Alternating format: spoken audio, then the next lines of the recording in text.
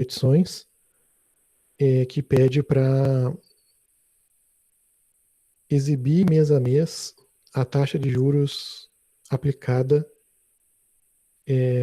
sobre a quantidade, sobre o valor depositado em uma poupança. E no final do programa, ainda deve exibir, depois de passado os 24 meses, quanto de juros foi aplicado desde o começo até o final. Qual é a soma dos juros de todos os meses juntos, né? Então, eu estou escrevendo aqui com as minhas palavras o enunciado, e basicamente tem que ler dois valores, que é o depósito inicial na poupança e qual é a taxa de juros que vai ser usada para corrigir o valor na poupança a cada mês. E aí, o enunciado descreve, né, dizendo que a gente tem que aplicar mês a mês a taxa de juros e exibir o valor na poupança. Tá? Basicamente isso é o que tem que fazer. E aí no final, eu não escrevi que tem que ser 24 meses. Então vou colocar aqui. Fazer isto para os 24 primeiros meses e ao fim, ou ao final,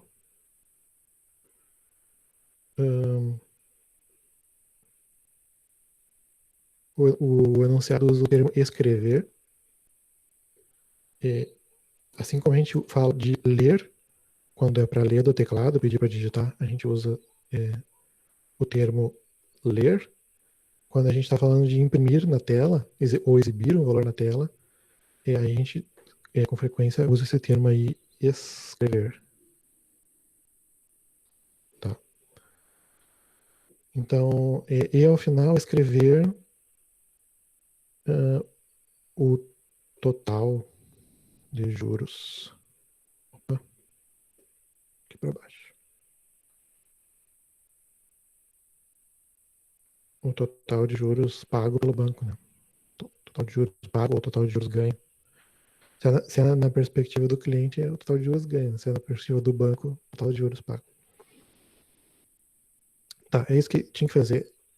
Alguém conseguiu?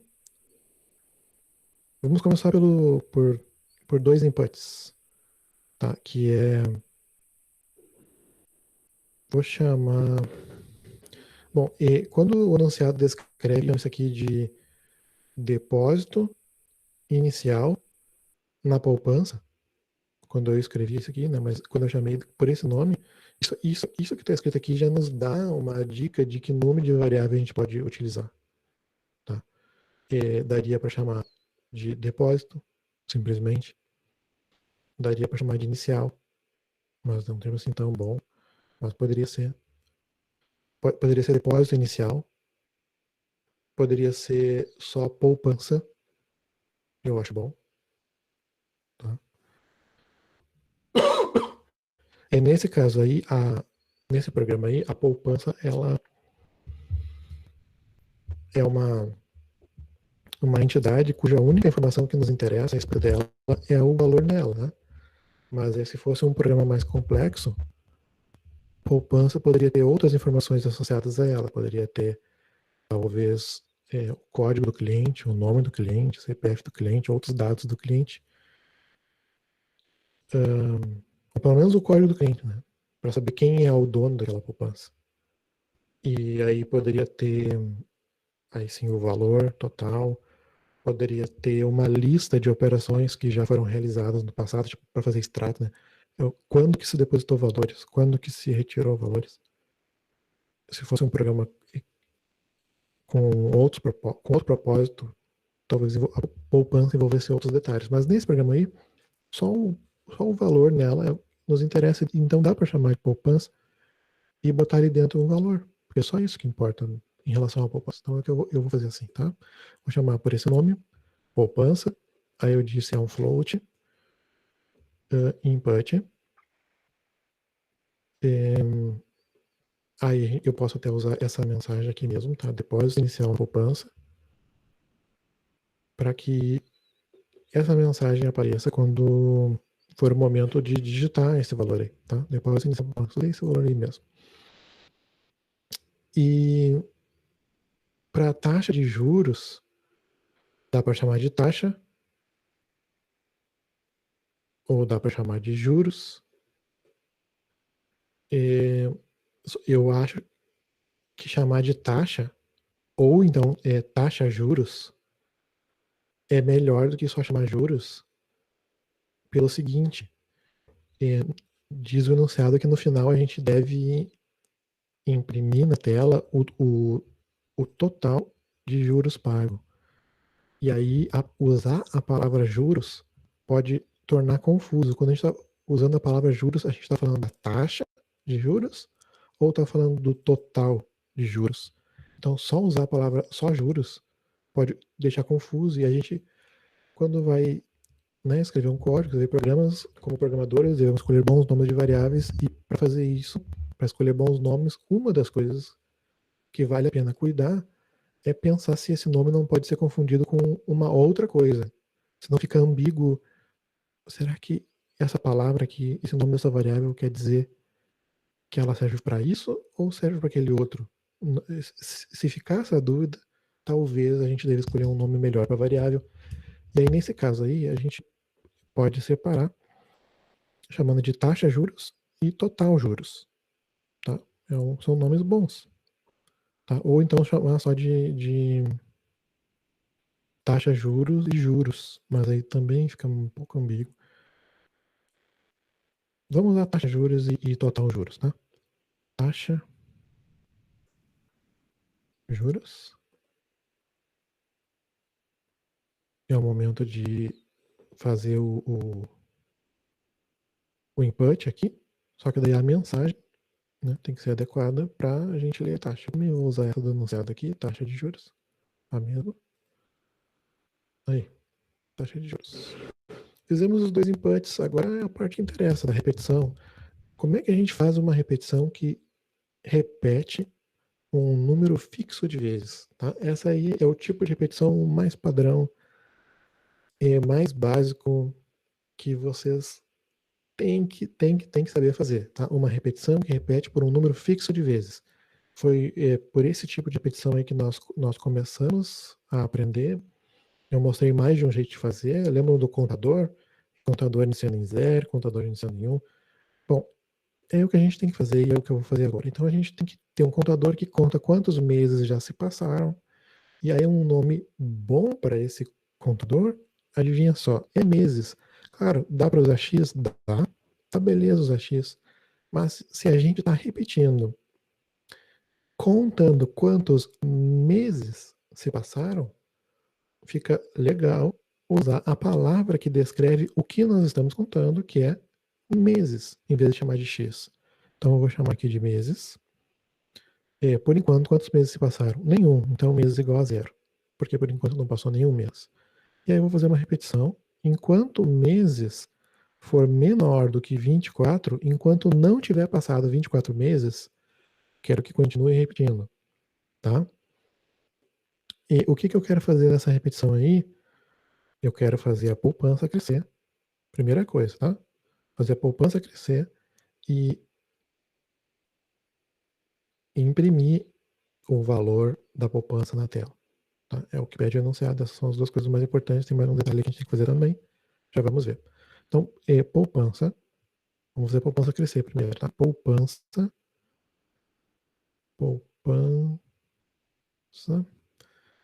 é igual ao quê?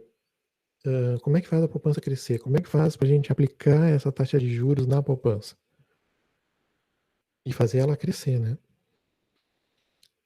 Só para aplicar os juros, se a gente poderia fazer assim, né? Eu já ensinei lá percentual, vocês já fizeram alguns programas com percentual. E a gente vai usar sempre programa percentual, todo o conteúdo dessa disciplina até o final. A gente vai sempre usar, então eu tenho isso na ponta da língua, como fazer isso. E a gente tem que usar o valor que está dentro da poupança, então a gente tem que escrever aqui poupança. Tá? Para poder calcular, digamos que eu digite que a taxa de juros vai ser de 3% ao mês. Felizmente, essa não é a realidade no Brasil. Claro, a taxa de juros é menor, mas é só para usar um valor mais palpável. Tá? Digamos que seja 3% de juros ao mês. Eu quero fazer a poupança crescer, que a cada mês ela então aumente 3%. Ou que aumente, seja qual for a quantidade que foi digitada aqui nesse input. Mas se eu digitei aqui 3, dentro de taxa de juros vai ter 3. Eu quero aplicar, então, essa taxa de juros sobre a poupança. Eu tenho que usar o valor da poupança, mas eu tenho que também utilizar o valor da taxa de juros. Como é que faz isso? Vezes taxa de juros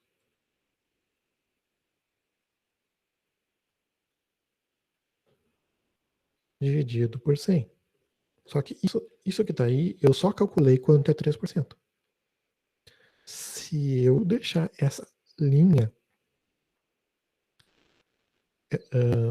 exatamente como ela está agora, em vez de o valor da poupança aumentar, ele vai diminuir a cada mês, e não vai diminuir pouco, vai diminuir muito, porque ele vai, a cada mês, vai reduzir para apenas 3% do que era.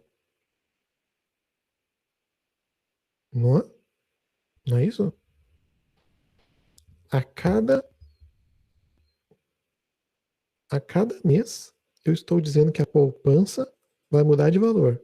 E ela vai passar a ser igual ao quê? A, a 3% dela. Ou seja, quantos for por cento dela. Então, se eu escrever aqui que a taxa de juros é 5, eu vou dizer que a cada mês ela vai passar a ser apenas 5% do que era. E aí no mês seguinte vai ser 5% de 5%. E no próximo vai ser 5% de 5%. Então cada vez vai diminuir e virar só 5% do mês anterior.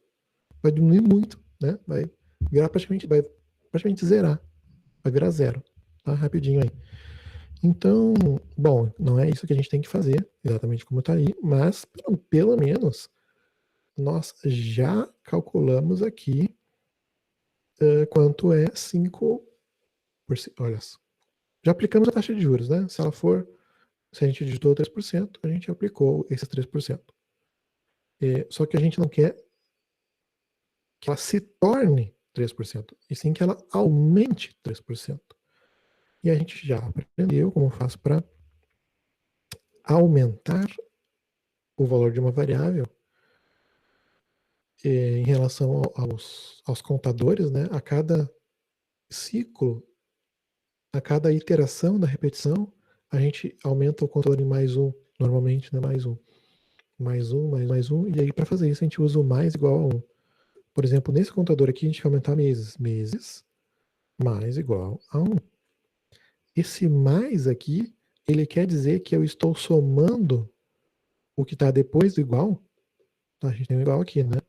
A gente está somando o que está depois do igual dentro dessa variável aqui.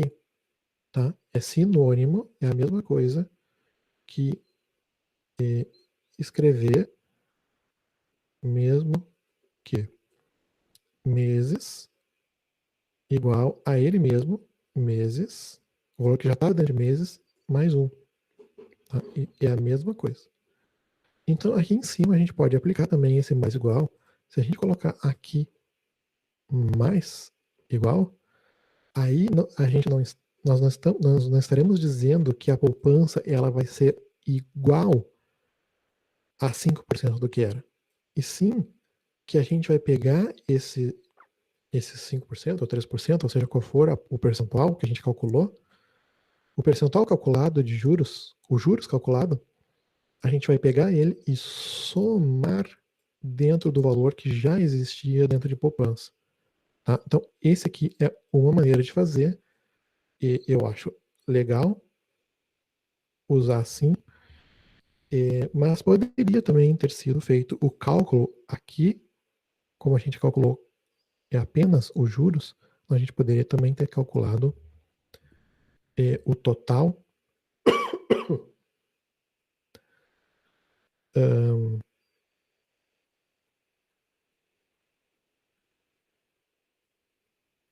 o valor atual mais os juros, tá? A gente poderia ter feito nesse cálculo que a gente colocou aqui, essa expressão aritmética, a gente poderia ter incluído aqui essa soma já, tá? Aqui, desse lado aqui. Poderia ser também, tá? Mas o mais igual, tá legal, e ele quer dizer isso daí, que a gente está somando o que está depois do igual, nós estamos somando na variável que está do lado esquerdo aqui, tá? Então é a poupança, ela mesma, mais esse valor que está aqui, vai ser o novo valor de poupança. Aqui em meses é o valor atual de meses, mais o valor que está depois do igual.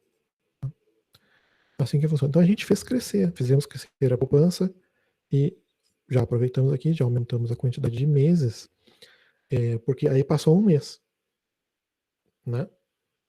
Passou um mês e o que falta? Bom, a gente aumentou.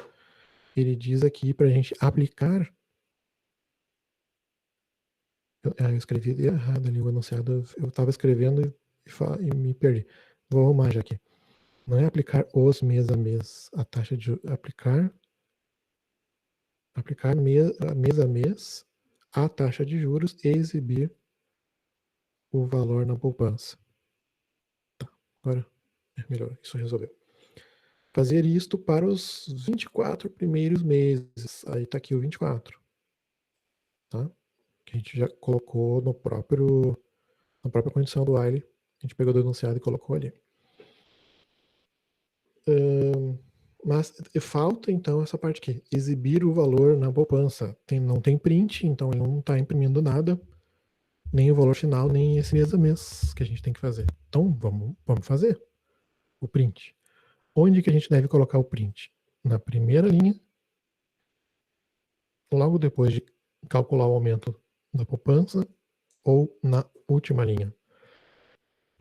Bom, na primeira linha não dá para ser porque a gente nem calculou ainda o aumento, a aplicação dos juros, né? E aí, se a gente colocar na primeira linha, o que vai acontecer é que daí no primeiro mês ele vai imprimir o valor, o mesmo valor que foi depositado, né? O mesmo valor que está na poupança, ele vai imprimir no primeiro mês. Até pode ser assim, se isso é uma coisa pensada, se deseja que seja assim, poderia ser, né? Mas eu acho que faz mais sentido a gente só começar a imprimir os valores de, depois que eles já cresceram. Então, quando eu fizer o primeiro print, significa que já passou um mês e o novo valor na poupança é tal. Tá? E aí, para fazer isso, a gente tem que fazer pelo menos, no mínimo, depois de já ter feito o cálculo de juros e aplicado na poupança. No mínimo isso.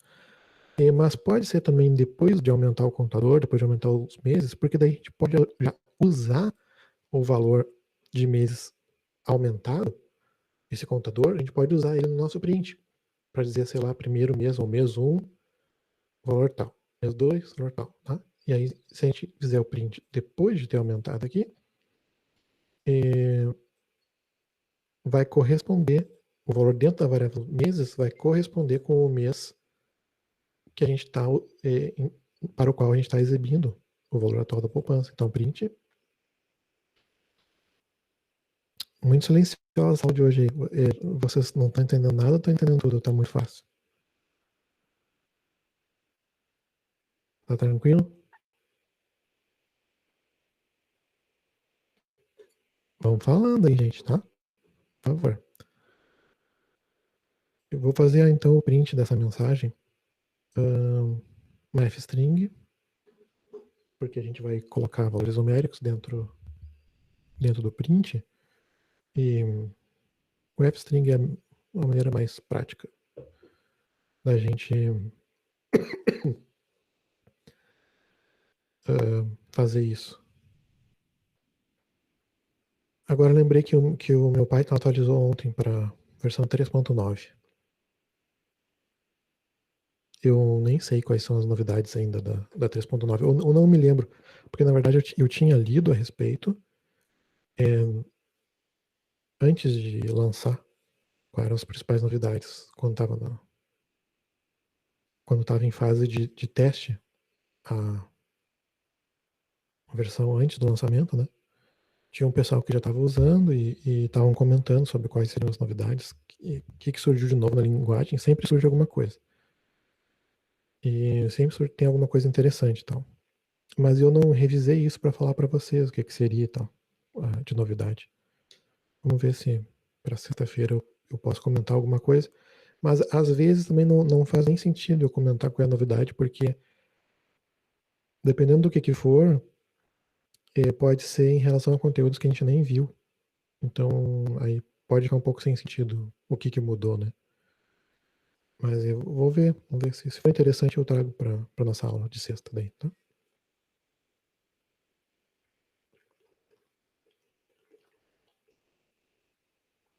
Teve, bom, como eu falei, todo ano sai uma nova versão do Python com coisas interessantes. Sai uma nova versão por ano. E eu ia dizer, teve um ano que saiu coisa, mas todo ano sai uma coisa legal, uma coisa interessante. Eles atualizam diversas coisas, não é uma coisinha só, né? Tem várias mudanças, mas sempre tem uma que chama mais atenção, uma coisa assim que muda até depende da maneira com que a gente pode escrever o nosso programa. É, enfim. Eu cheguei, agora eu tô lembrando. Não, tô me confundindo. Isso aí foi da versão 3.8, quando saiu. Que logo que saiu, teve uma modificação lá em relação às condicionais, que eu escrevi um programa inteiro utilizando aquilo para fins de exercitar e aprender mais. Aqui, bom, vamos imprimir então. Print da fstring e a gente quer imprimir qual é o número do mês e qual é o valor atual na poupança. Então a gente pode dizer, assim, primeiro mês, segundo mês, terceiro mês, quarto mês, 2 pontos e valor na poupança. E pode fazer uma frase. Valor na poupança no primeiro mês é tanto. Valor na poupança no segundo mês é tanto. Ahn, pode ser, assim. O, o valor na poupança no, no tal mês é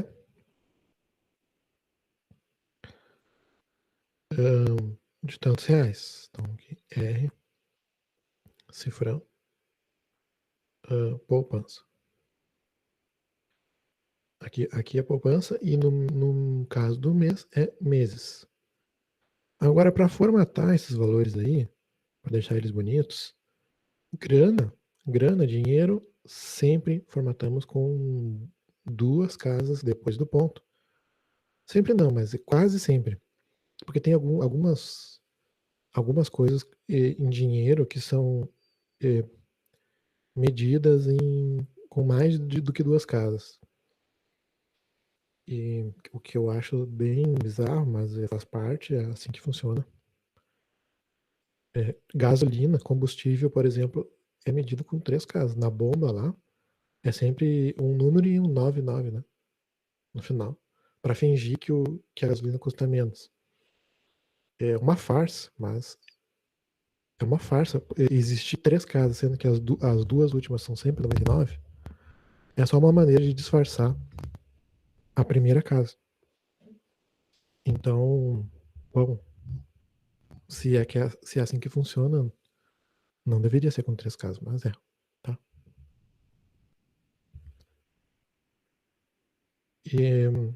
Mas gasolina é um exemplo. Tem outras coisas eventualmente que também é com 3 casas que se mete.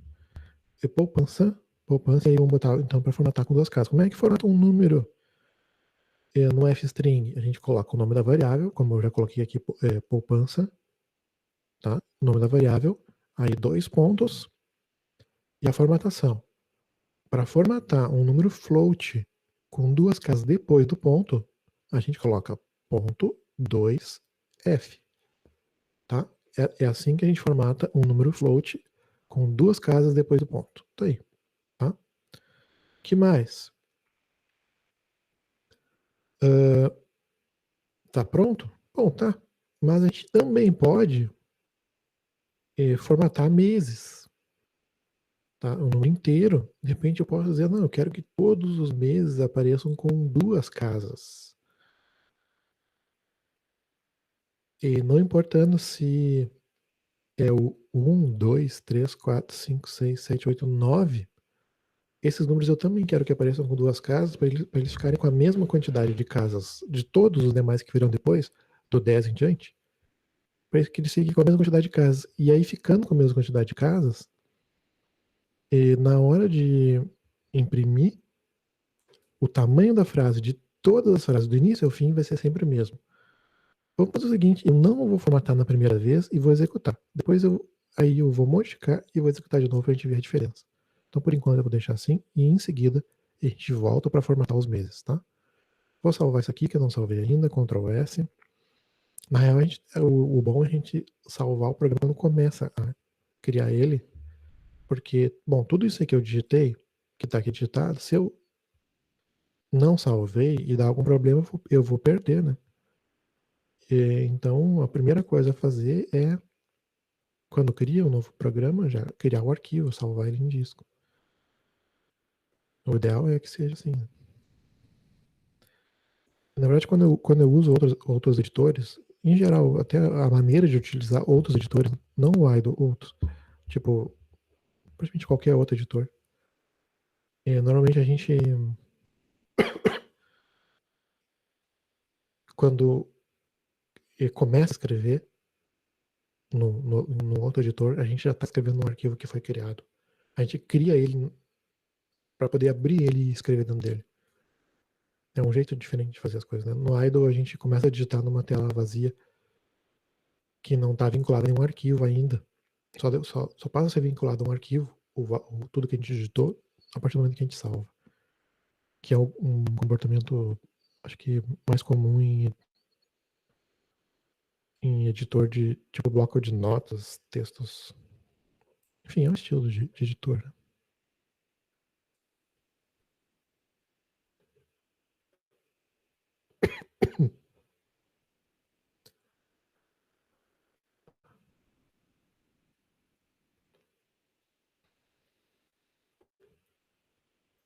2020, 12/09, data de hoje. Repetições, exercício do livro 5.1.py. Tá. Salvei, agora vou executar. F5. Pediu depósito inicial na poupança. Como é dinheiro, quando a gente vai digitar dinheiro, fica legal colocar no input na mensagem, né? No input o R cifrão. Depois a gente ajusta o código ali para isso. Eu vou digitar aqui o valor inicial da poupança. Vou usar aqueles 5 mil reais que eu estava falando. Tá aí, tá? Taxa de juros ao mês. Vou utilizar os 3% que eu estava falando. 3. E aí, bom, ele imprimiu, ó, 24 meses. Deu certo, pelo menos até aqui, né? Mês 1, 2, 3, 4, e vai seguindo. E vocês notem que, ó, tá vendo o ponto final da frase onde ele está? Aqui no mês 10, e onde o ponto final estava antes do 10? o tamanho da frase mudou porque a quantidade de dígitos da frase mudou pelo tamanho, pela quantidade de dígitos do mês. Né? A quantidade de caracteres da frase mudou pela quantidade de dígitos do mês. E é disso que eu estava falando, a gente ajustar para a quantidade de meses, ou para o número correspondente do mês, e sempre ocupar duas casas. Aí a frase vai ficar sempre do mesmo tamanho. Tá? Já vamos ajustar isso ali.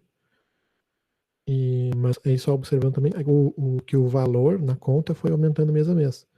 Então, no primeiro mês aplicou 3%, que é o que eu digitei aqui como taxa de juros, e aí o valor na conta ficou de 5 mil, foi para 5.150. E aí no mês seguinte, quando aplicou de novo a taxa de juros, não aplicou sobre 5 mil, aplicou sobre 5.150. Então, 3% de 5.150 é 5.304,50 centavos. Aí aplicou 3% de novo, só que daí sobre esse valor aqui, 3% sobre esse valor é 5.463,64. Assim segue, tá? Vai aplicando 3% sempre no valor do mês anterior para descobrir o valor do mês atual.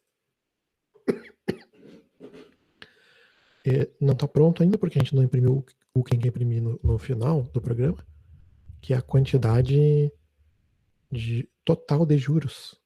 A gente tem que descobrir isso de alguma maneira, tá? Já vamos pensar uma maneira de fazer isso aí. Já vamos chegar lá, tá? Mas primeiro vamos arrumar então a quantidade de dígitos do mês. Primeira coisa que a gente já tinha combinado de fazer. Então aqui o valor na poupança no mês tal. Como é que eu formato um número inteiro? Um jeito é só dizer aqui quantas casas eu quero. 2. Tá? 2 casas. Ele vai ocupar 2 casas, só que daí ele vai preencher com espaço. Vai preencher com espaço à esquerda do número. Vamos ver como é que fica. Ctrl S, F5. Vou editar os meus valores. Sai, barra, sai daqui. A barra gosta muito de mim, por isso que ela fica aparecendo na frente.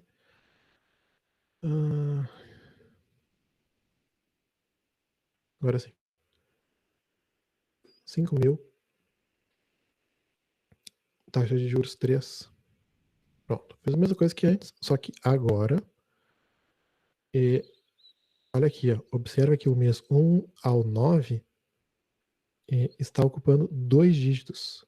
Tá? A mesma quantidade aqui do 10 em diante. Tá? Até o 9, olha aqui. Tem um espaço em branco na frente, porque a gente disse no código que. Aqui, ó. Aqui. Que meses vai ocupar 2 casas. Se a gente diz que o mês vai ocupar 2 casas, ele sempre vai ocupar 2, a não ser que ele passe de 2, tá? Aí, por exemplo, se a gente chegar lá no mês 100 em diante, se o nosso programa fosse, né? Aí ele ia passar de 2, não dá erro, só que aí ele vai passar de 2, vai ocupar 3. Mas nos casos em que o número ele não tinha 2 dígitos, aí o print acrescentou um dígito à esquerda para ocupar no mínimo 2. Tá? Então esse número que a gente bota aqui na formatação é quantas casas no mínimo vai ter. Tá? E se a gente quiser colocar zeros à esquerda, por exemplo, para ser assim, o valor da poupança no 01 mês. Também está faltando o operador ordinal aqui, né? Primeiro, segundo, terceiro, também está faltando isso. Vamos botar aqui. Ó. Onde tem que botar? Tem que botar aqui dentro ou fora das chaves? É fora, tá? Se a gente quer falar de uma taxa percentual, ou que a gente quer falar, como aqui a gente colocou em reais, né? Unidade de medida, metros, quilômetros, quilos, é fora. E nesse caso aqui, esse símbolozinho aí, né? De primeiro, segundo, terceiro, é fora da formatação. É como um caractere qualquer, uma letra que estará fixa ali na frase. Então, agora vai aparecer no primeiro mês. Né? primeiro mês, segundo mês, terceiro mês, quarto mês, até o 24, no 24º mês. E se eu quiser que apareça um 01, 02, 03, o que não faz o mesmo sentido quando a gente vai colocar aqui primeiro e segundo, né? Só para mostrar, a gente coloca aí 0 na frente, tá? 02. Aqui, ó, Ctrl S, F5. Executando aqui. 5.000, 3%. Olha como é que ficou. Aqui, ó 0,1. Aí o grau ali, né? Do ladinho. Aí o que aconteceu? Que quando a gente tinha antes só o 2, na formatação do número inteiro tinha só o 2, ele colocava um espaço na frente. À esquerda, né? Colocava um espaço à esquerda. E sem o zero, colocando o 0, ele acrescenta um 0 à esquerda.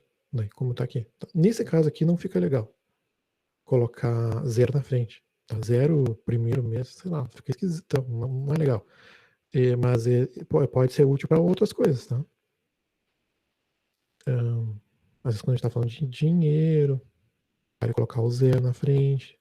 Quando a gente está falando de percentual, pode ser interessante, tá?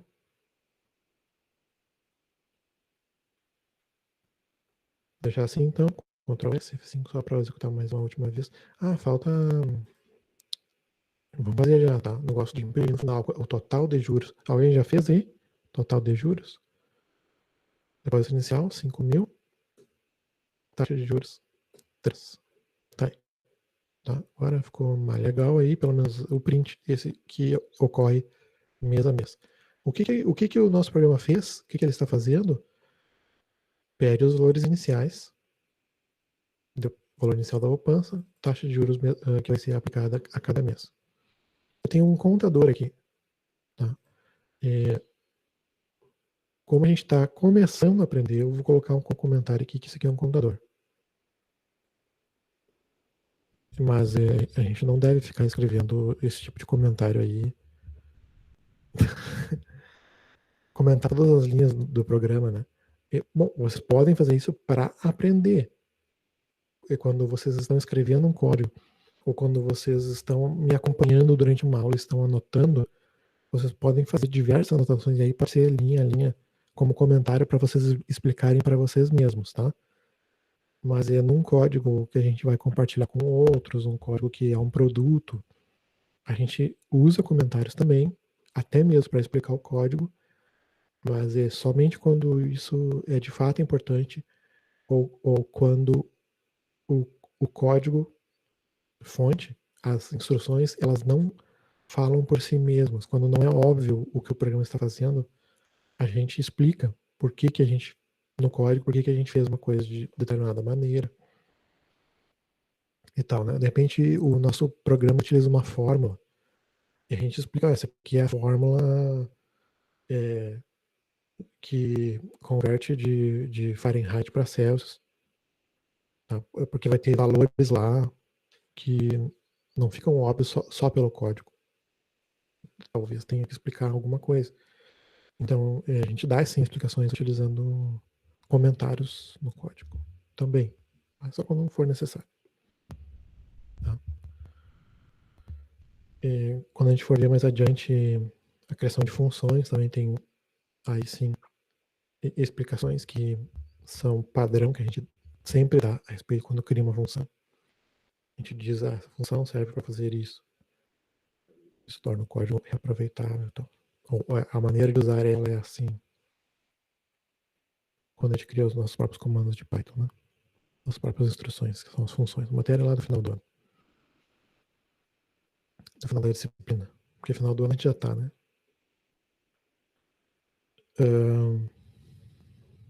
Eu tô, eu tô, eu tô de certa forma feliz. É até estranho dizer isso, mas é que vai ser a primeira vez na minha vida que eu não comemoro Natal. Eu vou ficar em casa, tipo, a minha namorada, meu filho, e não vou fazer uma festa com a família. Isso é uma coisa bastante inusitada. E eu não sou muito fã de Natal, digamos assim. E vai ser a primeira vez na vida que eu não participo de nada em relação a isso. E para mim é uma experiência nova e agradável não comemorar o Natal. Mas não é que eu não vou fazer nada pelo meu filho, né? Que criança, a gente vai fazer um tipo de uma festinha aí, vamos entupir de doce e vamos ficar assistindo filme. Algo desse tipo aí. Botar luzinha na cara, e tal. Isso eu vou fazer assim.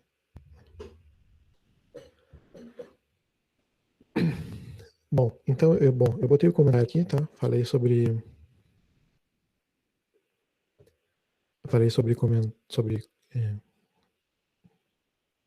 sobre usar comentários no código. E agora o que tá faltando mesmo aí, a não ser que tenha outra coisa que eu não esteja percebendo, mas o que tá faltando aí é o final, aqui que diz, ó, ao final, escrever o total de juros pagos. Esse aqui é um enunciado do livro, o livro escreveu a mesma tarefa com outras palavras, eu só usei as minhas palavras aí, né?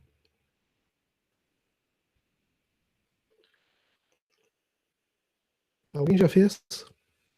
Como é que a gente imprime no final qual foi o total de juros pagos? A gente não tem esse valor ainda, né? A gente tem que calcular de alguma maneira, obter de alguma maneira, mas a gente não tem em mãos esse valor. Não é só que a gente pegar e fazer um print lá, porque esse valor não existe em lugar nenhum ainda no nosso programa. O total de juros pago. Como é que a gente obtém o total de juros pago?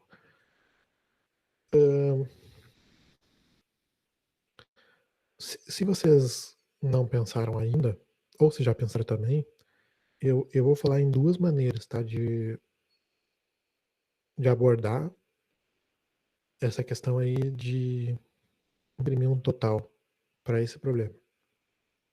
Duas maneiras. Uma maneira seria a cada mês, além da gente pegar, porque aqui, ó, onde eu estou selecionando aqui, nessa linha,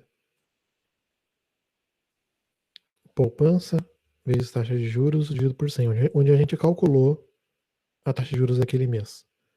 Ah, nesse mês o juros é tanto. Ali a gente calculou os juros. E o que a gente fez com esses juros calculados? A gente pegou o valor dos juros calculado e colocou dentro de poupança, mas a gente só colocou ali. E aí, depois de colocar dentro de poupança, a gente perdeu o valor calculado, porque a gente não fez mais nada com ele. E ele se misturou com o outro valor que já existia lá.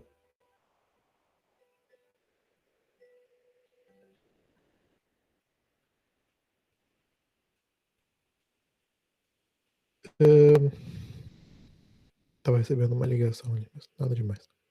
Depois eu vejo.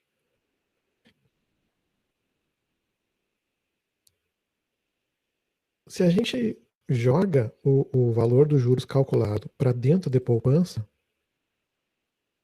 e não armazena ele em nenhum outro lugar, ele se perdeu. Esse cálculo aqui se perdeu. E uma coisa que daria para fazer é, além, uma vez que a gente calcula, né, o valor de juros daquele mês, além de colocar dentro de poupança, a gente poderia colocar dentro de uma outra variável que iniciaria em zero, e aí a cada mês a gente vai guardando, os juros desse mês é tanto, e bota ali dentro. Os juros desse mês é tanto, e bota ali dentro. É um somatório dos juros de cada mês.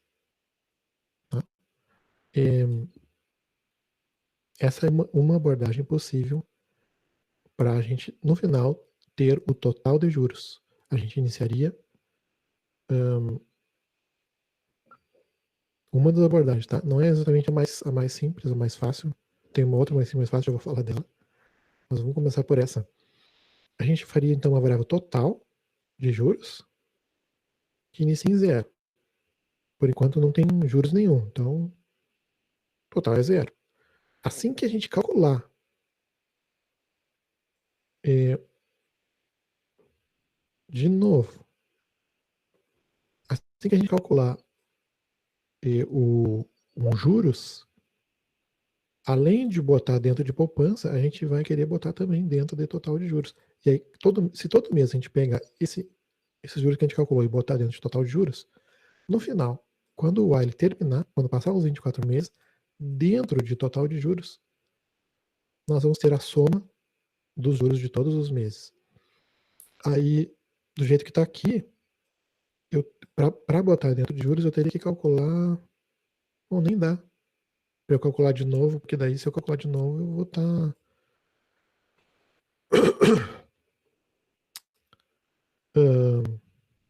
Eu teria que. Se eu fosse calcular duas vezes, eu teria que primeiro colocar dentro de total de juros e depois dentro de poupança, porque se eu faço isso aqui, eu já alterei o valor da poupança, e quando eu for calcular de novo, os juros não é mais a mesma coisa. Eu teria que fazer isso aqui primeiro daí.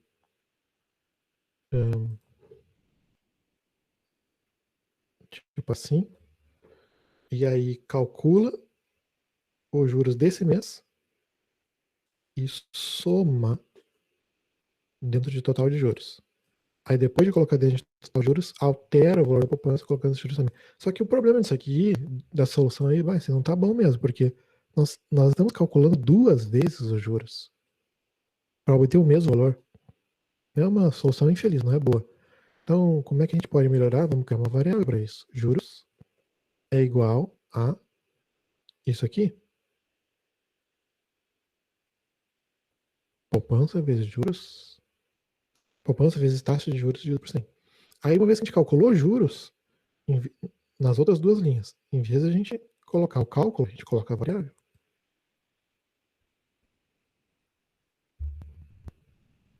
Ó, a gente começa o while calculando juros. Calculamos ele. Bom, onde que eu vou usar os juros? Vou usar os juros para armazenar no total de juros, para eu poder imprimir lá no final o total de juros. E vou também usar os juros para aumentar o total da poupança. Uso duas vezes, tá? Aqui e aqui. Esse valor que eu calculei na primeira linha, tá? Utilizando o valor que estava na poupança. Pego o valor que estava na poupança, aplico a taxa de juros, taxa percentual, né? Por cento. Guardo os juros calculados dentro da variável juros, que poder chamar também de valor juros, em vez de juros, não poder chamar de valor juros. Mas tá bom, juros. Olha só, daí nós temos três variáveis.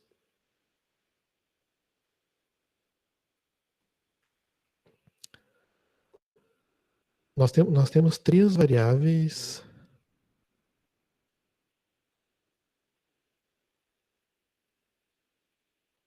a respeito de juros. A primeira que foi criada é a taxa de juros, depois total juros e os juros em si. São três variáveis. É por isso que tem que escolher bem os nomes, tá? Porque cada uma delas significa uma coisa diferente. Tá? Então, tem que cuidar para não tornar confuso o que é o quê. Só por ter três que tem juros no nome e que estão relacionados a juros, já é uma confusão. Então, a gente tem, quando escreve o código, escolhe nomes, tem que desfazer essa confusão da melhor maneira possível, com bons nomes.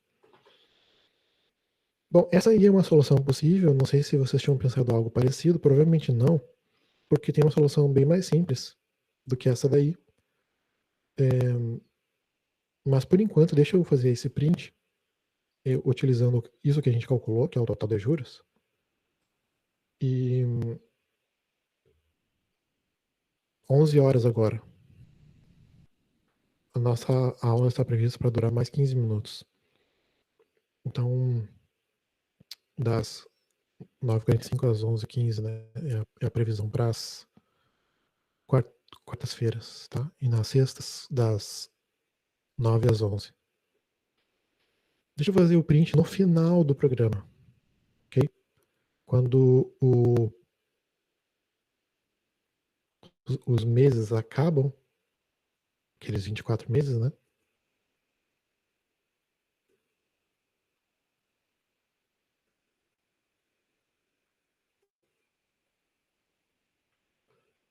Aqui fora do while eu quero fazer o print, para fazer esse print final aí, que diz escrever o total de juros pago. Total de juros pago. Isso aqui.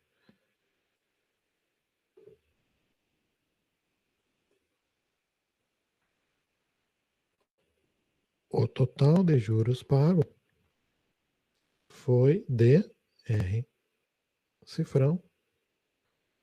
Quero fazer uma f-string aqui, então eu tenho que colocar o f na frente da string, f-string. E aqui eu vou colocar a variável total juros. 2 pontos, formatado, grana, dinheiro, ponto 2f. Como é frase, um pontinho final na frase fica legal. Tá? O total de juros pago foi de total juros. Total juros iniciou em zero. Não tinha valor nenhum, não tinha pago juros nenhum. A conta não tinha crescido nada. Quando o programa começou, não tinha qualquer valor, né, acumulado de juros. Então, juros zero. Quando passou o primeiro mês, a primeira coisa que a gente fez foi ver quanto é que vai dar os juros desse mês. Os juros desse mês é o que está na poupança vezes taxa de juros dividido por 100. Se no input eu digitei 3 para a taxa de juros, aqui vai ser vezes 3 dividido por 100, vezes 3%. Aí vai calcular os juros do mês atual e armazenar dentro de juros. Eu pego esses juros e armazeno dentro de total juros. O primeiro mês agora já tem um juros, então eu pego ele, juros, e coloco dentro de total juros. Aumento, né, mais igual. Aumenta o total juros e ele vai ser o que era, que é zero, mais os juros que eu acabei de calcular. Zero mais juros, que dá um valor que vai ficar armazenado aqui dentro de total juros. E a poupança vai pegar o valor inicial que tinha sido digitado lá, né? Poupança, mais esses juros que eu calculei. A poupança aumentou e ela não vai mais ser o valor inicial, vai ser um outro valor, né? Que vem dessa soma aí com os juros. Isso vai ser feito a cada mês, tá? A cada mês. Eu imprimo, faço crescer total juros, que eu vou usar lá no final. Faço crescer total juros e faço crescer poupança. Imprimo a poupança. A cada mês eu imprimo a poupança. E o total juros eu não imprimo a cada mês. Eu apenas imprimo lá no final. Então, quando eu terminar de repetir os whiles, meses foi crescendo, crescendo, crescendo. Essa variável aqui, né? A gente aumenta ela mês a mês. Mais um, mais um, mais um, mais um. Quando o mês aumentou mais um e virou 24, tá? E a gente vai imprimir na tela o valor na poupança no... Aí meses vai ser 24. No 24º. 24º mês é poupança. Então, o valor na poupança no 24º mês é tanto. Imprimiu o do último mês. Tá? Assim que o mês aumentou para 24, a gente imprime o valor do mês 24. E aí, sobre repetições, né? O while, a gente volta, sempre volta para o while, sempre volta para o while. E ele vai testar de novo a condição do while. Meses, que já vai ser 24, é menor que 24? Ou seja, 24 é menor que 24? Não. 24 não é menor que 24. Vai dar falso pela primeira vez a condição do while. E quando é falso pela primeira vez a condição do while, quando ela dá falso, o while para, tá? E isso pode acontecer depois de tantas vezes de um while, ou pode acontecer até na primeira vez de um while, já pode dar de cara falso, mas o que importa é que quando essa condição aqui do while dá falso, ele não executa o código que está dentro do while. Esse código, de todas as linhas aqui que tem 4 espaços, são as que estão indentadas. Elas fazem parte do mesmo bloco, que é o bloco do while, que é o bloco de instruções que somente será executado quando a condição for verdadeira. Mas quando dá falso, aí ele não faz. E se ele não faz, para onde que ele vai? Tá? Ele não vai mais ficar repetindo aqui. Quando dá falso, ele vai para a primeira linha que estiver fora do while, ou seja, a primeira linha que não tem indentação, que não tem 4 espaços em relação ao while. Tá? Então o while está aqui, a gente tem uma outra linha. Ah, mouse me ajuda. Aqui. A gente tem uma outra linha, tentando fazer um risco ali, né, vermelho, e que tem uma outra linha que está alinhada com o while, que é o print. Então o print está fora do while. Tá? Assim como o while esse print tem a mesma indentação. Nesse caso aqui, os dois não tem nenhuma indentação. Eles estão bem alinhadinhos. Então, esse print aqui vai ser a linha que Python vai executar quando der falso a condição do while, vem para cá e vai imprimir a resposta final. O total de juros pago foi de total de juros. Essa variável que iniciou em 0 e que a cada mês a gente pegou os juros do mês e foi colocando ali dentro. Tá? E esse tipo de variável, ele tem um nome também, tá? Que também, a cada repetição, ele também vai aumentando, ou sendo alterado de alguma maneira. Esse tipo de variável também tem um nome, assim como uma variável que aumenta de 1 em 1, ou que aumenta sempre na mesma velocidade, num valor fixo, a gente chama isso de contador, tá? Mas essa variável total de juros aí, ela está aumentando cada vez com um valor diferente, mas está também a cada mês aumentando. A cada vez da repetição, ela também está aumentando. E ela também tem um nome, e a gente chama isso aí de acumulador, tá? Acumulador. E os acumuladores, com frequência, eles são utilizados justamente para fazer somatório, para somar diversos valores envolvidos num processo que se repete, numa repetição, num laço de repetição. Com muita frequência, os acumuladores servem para somar valores que estão ali sendo utilizados dentro de uma repetição. E esse foi o caso aí, né? A gente somou todos os juros. Toda vez que a gente calculou um juros, a gente pegou esses juros e somou dentro de total de juros. Para que no final nós tivéssemos o somatório de todos os juros. E poder imprimir aqui, ó, total de juros, tá? Eu falei que tem uma maneira mais fácil de fazer. Sim, ela é muito mais fácil. Eu vou mostrar. Pelo menos para esse problema ela poderia ser usada. Tem outros problemas que não, mas nesse problema poderia. Só deixa eu executar da maneira como está aqui. Ctrl S, F5. Vou usar ainda os mesmos valores, né? Para ficar sempre a mesma coisa. 5.003, tá? Valor inicial na poupança, 5.000, taxa de juros, 3.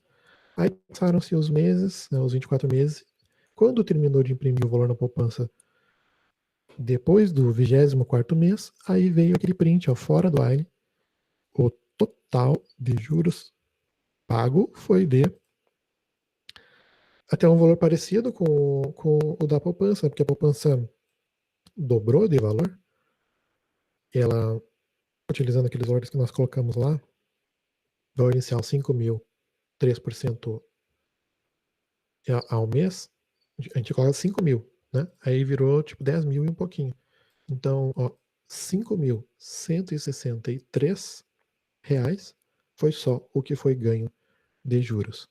E se nós fizermos a diferença, uma subtração do último mês, tá? Do valor na poupança do último mês, menos subtraindo esse total de juros, a gente vai obter o valor inicial lá da poupança. Então, também poderia ter sido calculado daí esse total de juros através de uma diferença, de uma subtração entre o valor final da poupança e o valor inicial da poupança, que é a maneira mais fácil, certamente muito mais fácil, de calcular. É uma abordagem mais simples, né? De descobrir qual é o total de juros. Não precisaria daí então ter feito esse acumulador que inicia em 0 e que mês a mês vai crescendo. Não precisaria ter feito, tá? Como é que faria?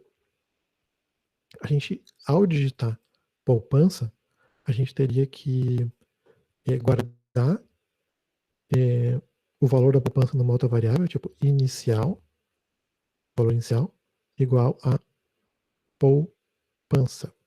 Então, digitou poupança, a gente guarda esse valor da poupança numa variável chamada inicial. Para quando chegar no final do programa, a gente lembrar quanto tinha na poupança no início do programa, quando foi digitado. Vai ficar guardado aqui nessa variável inicial. Então, se a gente tem aqui esse inicial, lá no final do programa, nós poderíamos ter descoberto o total de juros. Ele poderia ter sido descoberto da seguinte maneira: a gente pega o valor atual da poupança, menos o valor inicial da poupança.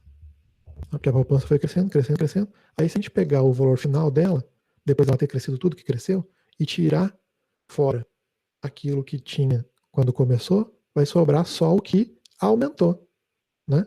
Só o que cresceu além do início é o que vai sobrar dentro de total de juros. Então, esse cálculo aqui dessa subtração seria a outra maneira de calcular o total de juros, certo? Fazendo assim. Vou botar aqui só para não ficar com o mesmo nome, total de juros 2. Tá? Aí eu poderia ter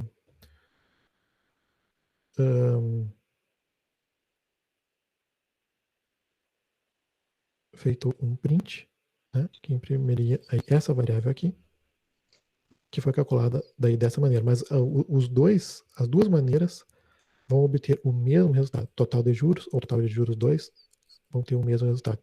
Só para a gente poder observar, eu vou Eric, fazer um print daí. Oi, pode falar. mas se a poupança não passasse o valor inicial, ia ficar negativo o número? Porque o inicial ia ser maior, daí ia ficar negativo.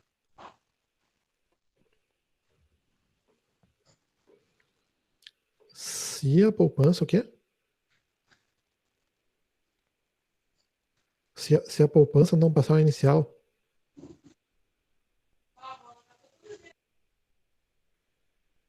eu não entendi ainda a pergunta.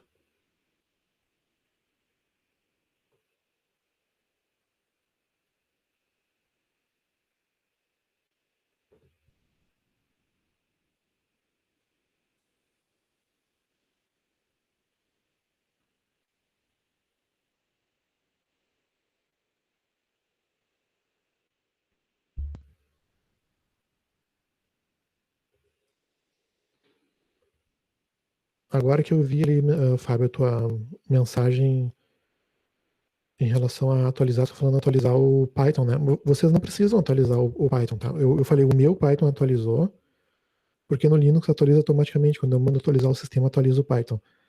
Mas se vocês instalaram a versão 3.8 do Python, pode manter ela, não precisa atualizar para esse ano, tá?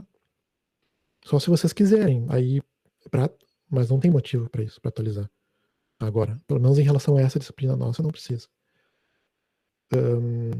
Mas aí, se quiser atualizar, só por ter atualizado, às vezes gosta, né? Ah, sim, quando muda para 3.9, às vezes tem bibliotecas, sim. Se tu instalou outras bibliotecas que não são as padrão, tipo, instalou aqueles pacotes lá que vem Anaconda, o Pygame, sei lá, outras bibliotecas, né, que são populares aí, que o pessoal gosta de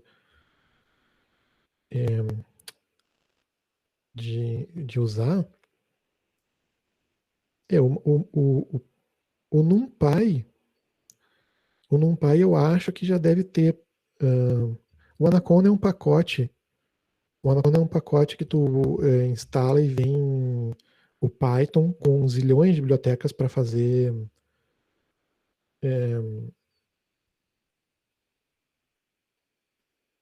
um. Assim, vem muitas bibliotecas para programação científica, e já vem tudo integrado, o Matplotlib, que para gerar gráficos, vem NumPy, vem uma porção de coisas e ferramentas é, integradas ali, né, para serem utilizadas em conjunto. Ele facilita a vida para quem vai precisar dessas bibliotecas todas e está aprendendo ou quer construir alguma coisa com aquilo ali, de não ter que fazer uma instalação de cada uma das coisas, que são várias, manualmente, instala um, depois outro, depois outro, depois instala o Anaconda e vem tudo que for possível vir junto, vem, né? É um pacotão de Python que vem bastante coisa instalada. Aí já tá mexendo com Flask, Luiz, legal, cara.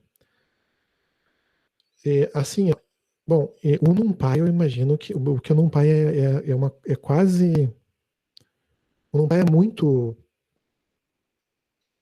utilizado, assim como o Django, por exemplo, assim, essas bibliotecas e frameworks muito populares, que tem muita gente por trás, uma comunidade muito grande, elas E quando sai uma versão final da atualização do Python, normalmente já tem pronto, já estão adaptadas, já estão funcionando na versão nova do Python.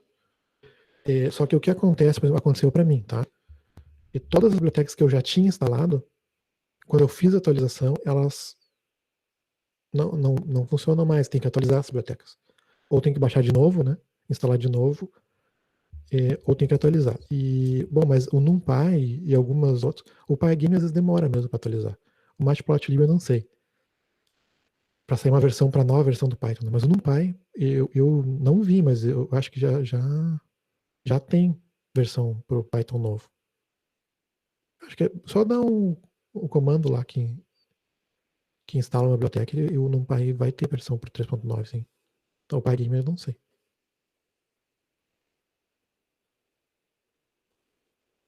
É.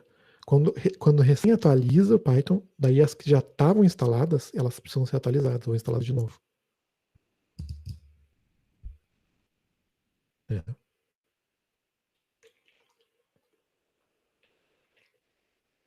Pra gente poder encerrar a aula, pessoal, que chegou agora, já passou, né, 11h15, eu falei ali da segunda maneira de calcular, que seria fazer a subtração. Quem foi que tinha alertado ali da possibilidade de ficar negativo?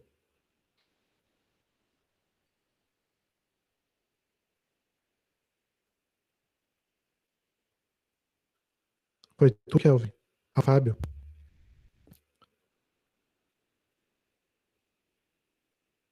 Tá. Fábio, olha só. Eu fiz aqui só mais um print. Ó, tá, copiei e colei, né? Total de juros. E agora eu vou botar aqui total de juros 2. Temos dois prints idênticos, só que num eu estou imprimindo o total de juros, que foi calculado utilizando o acumulador, que foi crescendo dentro do while a cada mês, né? Essa primeira variável foi crescendo a cada mês. E na segunda, o total de juros 2, que é para calcular exatamente a mesma coisa, só que numa única linha usando a subtração. Aí vamos fazer o print, vamos olhar o resultado, tá? Como vai ficar.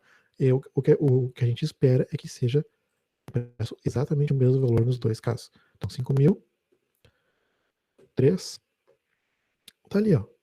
Tá? Total de juros pagos foi de. E aí, a gente já tinha obtido esse valor aqui. Não.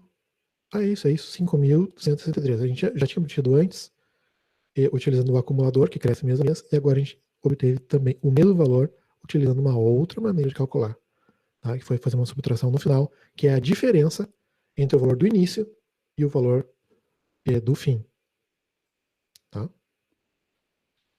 Mas aí eu não sei se eu peguei bem a tua pergunta lá, sobre a questão da diferença de poder dar negativo. Se o valor da poupança for um valor positivo, porque a gente não cuida disso, né? De ter valor negativo na poupança. Isso a gente não cuida. Pelo menos eu não pensei nisso nesse programa aí. Mas se o valor da poupança for positivo a taxa de juros também for positiva, os dois cálculos vão obter o mesmo resultado. Tá? Tanto esse aqui, que faz uma subtração, poupança menos inicial, quanto o outro que calcula mês a mês e vai somando. Aí os dois vão ter o mesmo resultado. Eu não testei daí se for negativo, aí eu não fiz os testes nem pensei a respeito. Mas a princípio o programa não prevê esse caso, né? Tá, gente, por hoje é isso. Foi legal fazer esse programa. Eu até, bom, do início da aula aconteceu aquilo lá de que como eu estava meio travado, e eu tinha planejado para hoje fazer uma outra coisinha, mas aí a gente vai fazer na sexta, tá? Que a gente vai fazer um outro tipo de repetição, onde a condição do while, ela vai ser sempre verdadeira, tá? Assim, true. Então ele repete para sempre, e aí a gente tem que ter um jeito dentro do while de fazer ele parar. E aí é sobre isso que eu vou falar na sexta. Eu tinha planejado para hoje isso, mas tranquilo, sexta-feira a gente continua para fazer isso. No livro, esse assunto do qual eu vou tratar, ele chama Interrompendo Repetições. tá na página seguinte do que a gente estava desse exercício aí, a página 91. Tá? Aí utiliza break para parar o while. Quando for o caso de que a gente entende que deve parar, a gente utiliza esse comando aí, break. Vamos ver isso na sexta. Beleza, gente? E por hoje é isso. Vocês precisando de ajuda, eu estarei online aí até meio-dia, mais ou menos. Se quiserem me chamar no Telegram, é só chamar ali. Tá? Beleza, gente? Um abraço para vocês aí. Até sexta.